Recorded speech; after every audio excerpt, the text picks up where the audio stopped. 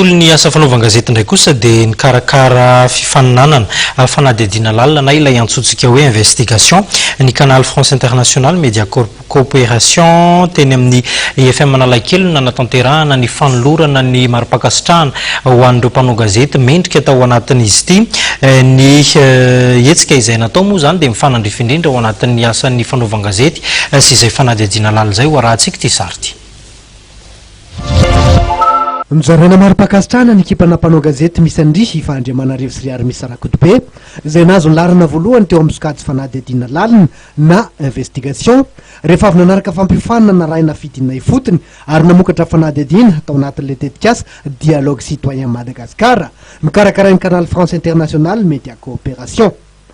Tetsy amin'ny IFM Analakely no nitaterana ny lanona fizarana ny mari-pakasitrahana omaly. Namoaka vokatra ty ekipa mendrika indrindra ity izay isan'ny nazony fitaovana fiasana ahafahany manatsara ny asany. Ankoatra ny resaka investigation dia isany nampiavaka an'ity indray mitoraka ity ny fisian'ilay fijery antsoina hoe cross media, izany hoe fisiana sehatra fampitambavao maromaro miara-miasa ao anatin'ny fanaovana fanadihadiana anankiray ary miara mamoaka izay fanadihadiana amina loha hevitra ray izay.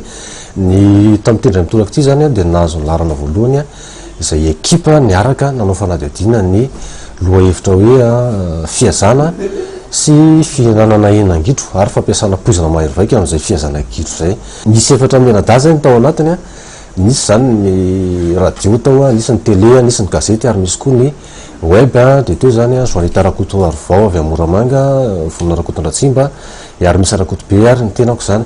Ho an'ny resaka vokatra kosa zany raha antsika manokana eto amin'ny matv dia vokatra anankiroa no natolotra ny faninana tao anatiny. Ny anankiray dia ho an'ny gazety atsoratra izay ho amin'ny malaza ary ny faharoa dia ny fanadihadiana lalina ho an'ny televiziona ny arahana nanatotosa tamin'ny ary misy Rakoto be dia samy tafiditra tao anatin'ny larana voalohany moa zany soranan'Andriamanitra ireo vokatra anankiroa ireo.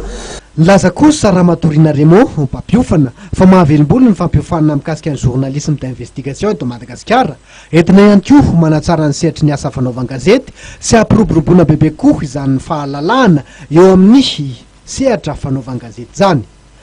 Laza trano ifa fandeha ao anaty fandarana mahenika izay mandisam-bolony eto matv amin'ny 3 Desambra ho avy zao ny fanadihadiana nataony momba ny fihinanana henangidro. Ilay asa soratra episode misy 5 kosa ivoaka amin'ny gazety malaza manomboka amin'ny 10 Janoary 2024 ho avy zao.